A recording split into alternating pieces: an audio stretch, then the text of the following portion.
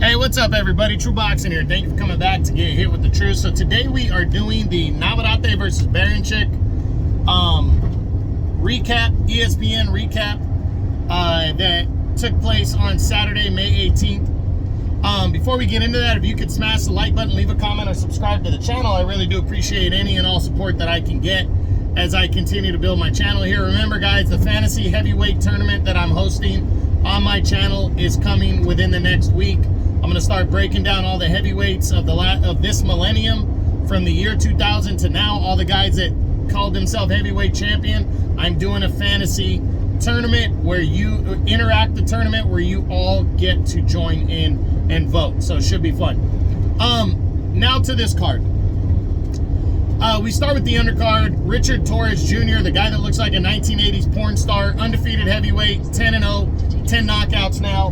He came in, squared off against Brandon Moore, and you know, pretty much outclassed him, hit him with the hard shots, showed good footwork combinations and power, and secured a 5th round stoppage victory as he remains undefeated, has won every fight by knockout. He's an exciting guy to watch, so make sure you pay attention. And it's funny as hell looking at a guy that does indeed look like an 80s porn star knocking people out.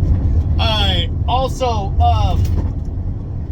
the co-feature, it was just a day of upsets. It was, you had Brian Norman Jr., undefeated welterweight, unknown though, battling for the vacant WBO interim title against interim welterweight title against Giovanni Santillan. And this was huge because the winner, you know, it's basically going to be your next welterweight champion, because unless Terrence Crawford loses at 154 to Israel Madrimov and proves that he doesn't belong at 154, which is possible, you know, but not likely, it's gonna put, you know, the winner of this fight is gonna be your next welterweight champion, because you know Crawford's giving up that belt after he secures a title at 154. So this was basically a title fight, and Brandon, is it Brandon Moore or Brian Norman? I'm sorry, that was Brandon Moore was the last guy.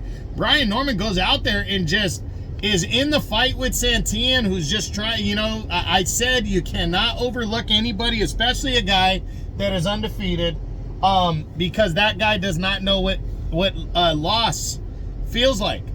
And, you know, he goes out there and Santillan was just trying to brawl and knock out Brian Norman, and you know, it was to his detriment, much the way it was Rocha when Rocha got knocked out against Santillan last year.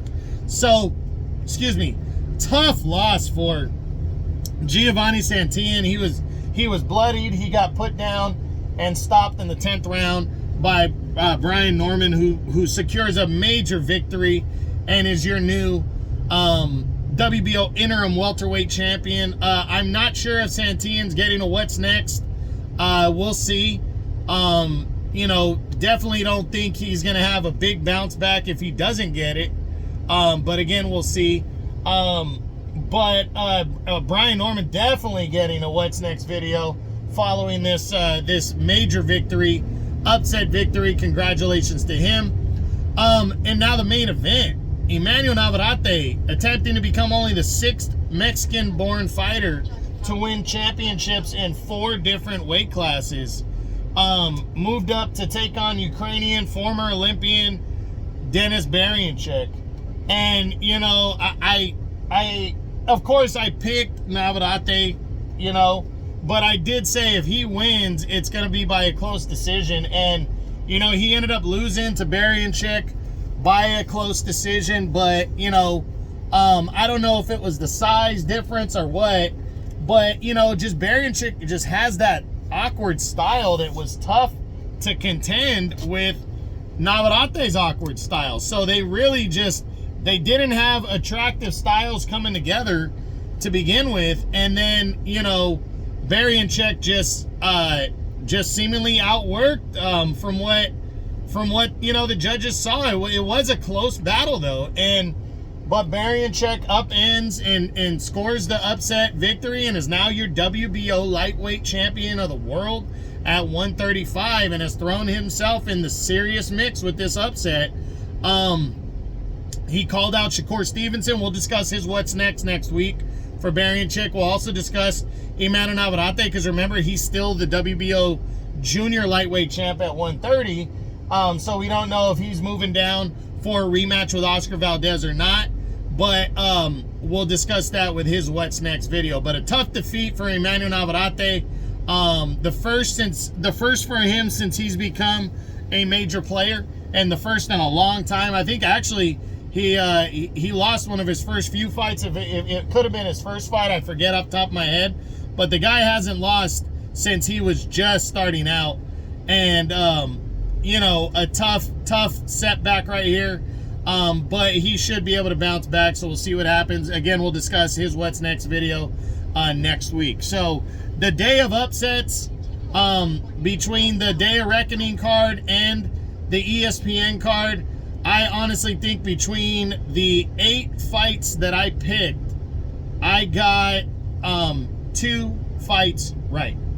And the thing is those picks that I made were the majority picks, you know, and between Navarrete being upset, Giovanni Santillan being upset, you had Sergey Kovalev was upset by Safar at cruiserweight, even though I think that was a little less surprising because he was 41. Then you saw after Kovalev, you had Joe Cordina got knocked out. Frank Sanchez got knocked out in his heavyweight eliminator against Ajit Caballel. And Tyson Fury gets beat by Alexander Usyk for the undisputed title. And even Jairo Pitaya almost lost to Maris Bradis in their rematch. So definitely was a surprising day. But again, Navarrete coming up short, Santillan coming up short. Both suffered upset losses.